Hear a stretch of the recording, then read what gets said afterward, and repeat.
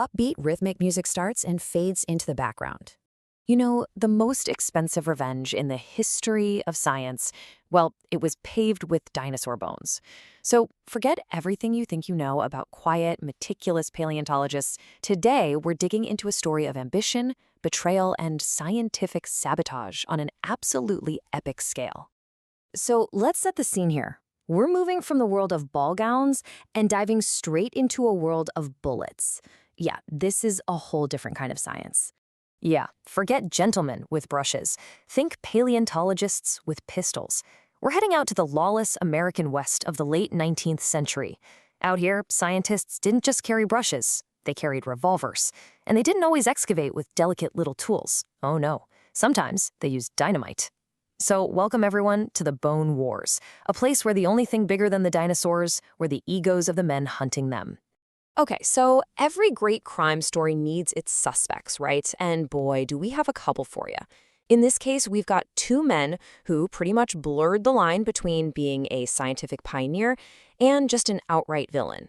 So let's meet our accused. On the left, you've got Othniel Charles Marsh, and on the right, Edward Drinker Cope. Now, believe it or not, these two actually started out as colleagues. They were even friends, naming newly discovered species after one another. But their ambition, man, it was a poison. And it would soon turn them into sworn enemies in one of the absolute most bitter feuds in the entire history of science. And these guys, they were total polar opposites. You had Cope, who was this wealthy heir, a real quick-tempered genius who just churned out scientific papers like there was no tomorrow. Then you had Marsh. He was more of a slow burn.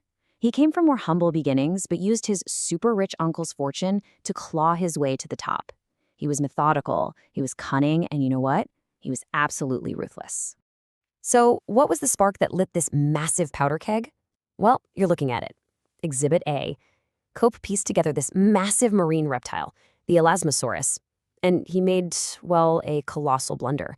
See, he put the skull on the wrong end, on its tail. Marsh found out and just publicly savaged him for it. Cope was so humiliated, he desperately tried to buy up every single copy of the journal with the mistake in it. But it was too late. The damage was done, and you better believe Marsh made sure everyone heard about this hilarious mistake. The war was officially on. So, with the battle lines drawn, this whole feud spilled out from the pages of scientific journals and right into the dusty, lawless badlands of the American West. Which brings us to our primary crime scene, a place called Como Bluff. Yep, this is Como Bluff, Wyoming. And back in the 1870s, this place was basically a paleontological gold rush. There was a literal treasure trove of prehistoric giants buried under this ground. And you can bet both Cope and Marsh were absolutely determined to claim it all for themselves by any means necessary. And look, this wasn't just some friendly competition. This was an all-out war with absolutely no rules. I mean, they were sending spies to each other's dig sites. They were bribing workers to switch sides or sell them fossils. They were even stealing bones right out from under each other's noses in the dead of night. But the worst part, the most shocking act of scientific vandalism, they would often destroy any fossils they couldn't carry, sometimes with dynamite, just to keep their rival from getting them. It's just unbelievable. And this wasn't some quiet feud kept behind closed doors. Oh no, it completely exploded into a massive public scandal. The New York Herald ran this incredible headline: "Scientists wage bitter warfare." Can you imagine? It exposed everything. Their dirty tricks, accusations of plagiarism, financial misconduct, all of it out there for the whole world to see. It was a huge black eye for American science. So, after years of spying, sabotage, and just public humiliation, what was the final score? What did all this chaos actually produce? Let's count the bones and see what the true cost of this destructive war really was. 142. That's the number. And here's the incredible, kind of crazy twist in the Bone Wars. Despite all of their appalling methods, this bitter, nasty rivalry between Cope and Marsh, it led to the discovery and naming of 142 new species of dinosaurs.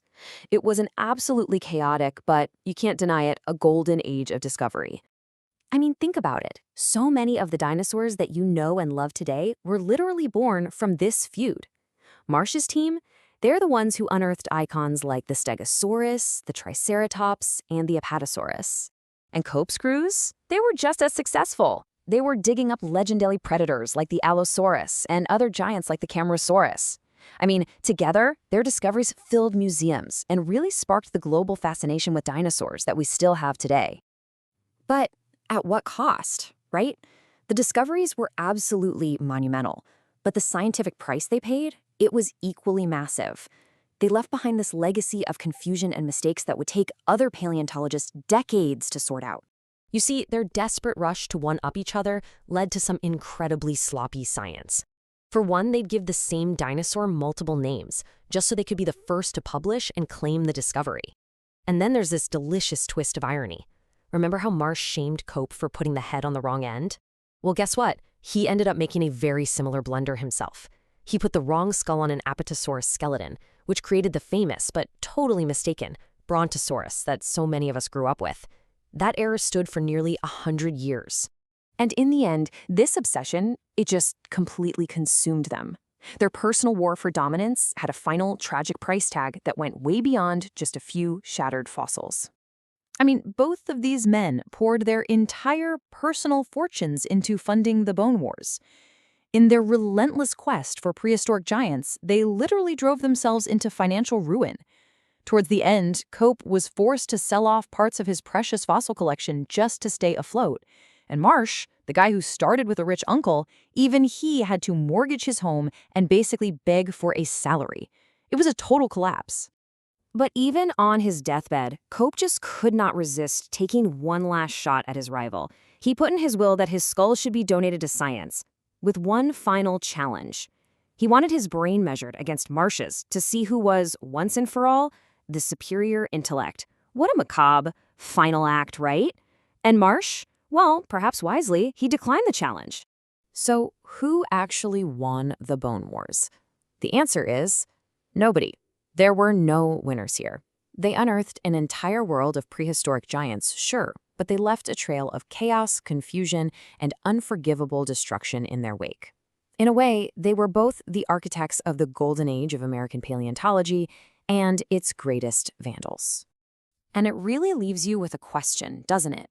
If you discovered something priceless, something that could change history, would you share the glory for the greater good of science?